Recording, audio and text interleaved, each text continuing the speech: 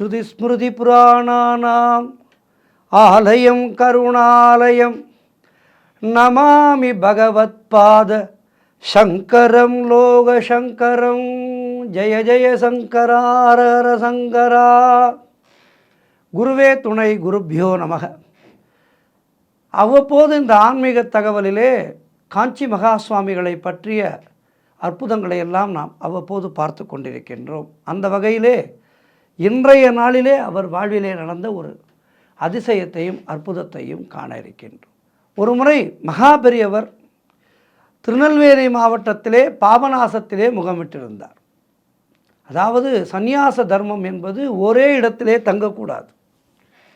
பல ஊர்களுக்கு சென்று ஆன்மீகத்தை பரப்ப வேண்டும், பலருக்கும் சமய அறிவை போதிக்க வேண்டும். இதுதான் ஒரு சந்நியாச தர்மம். அந்த வகையிலே பாபநாசத்திலே முகாமிட்டிருந்தார் மகாபெரியவர்.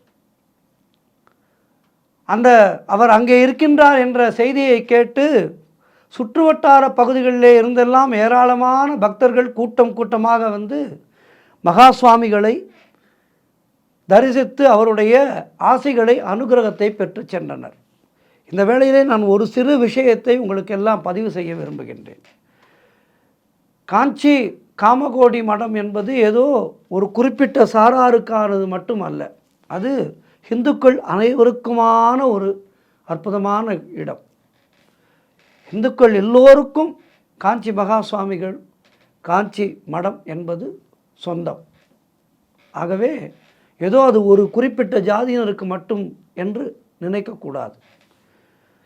காஞ்சி மகா சுவாமிகளை தரிசிப்பதற்காக எல்லா வகுப்பினரும் வந்து அவரிடம் ஆசி பெற்று செல்வார்கள். அந்த வகையிலே சுற்றுவட்டார பகுதிகளிலே இருந்தெல்லாம் நிறைய மக்கள் கூட்டம் கூட்டமாக வந்து மகா சுவாமிகளை தரிசித்து அனுகிரகம் பெற்று சென்றனர்.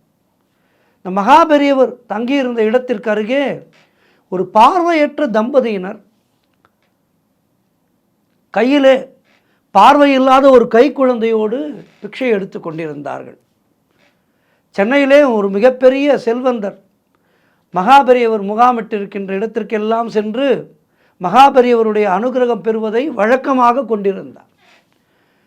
பெரியவர் பாபநாசத்திலே இருக்கின்றார் என்பதை தெரிந்து அந்த செல்வந்தர் பாபநாசத்திற்கு வந்து மகாபெரியவருடைய அனுகிரகத்தை பெற்று செல்ல வந்தார்.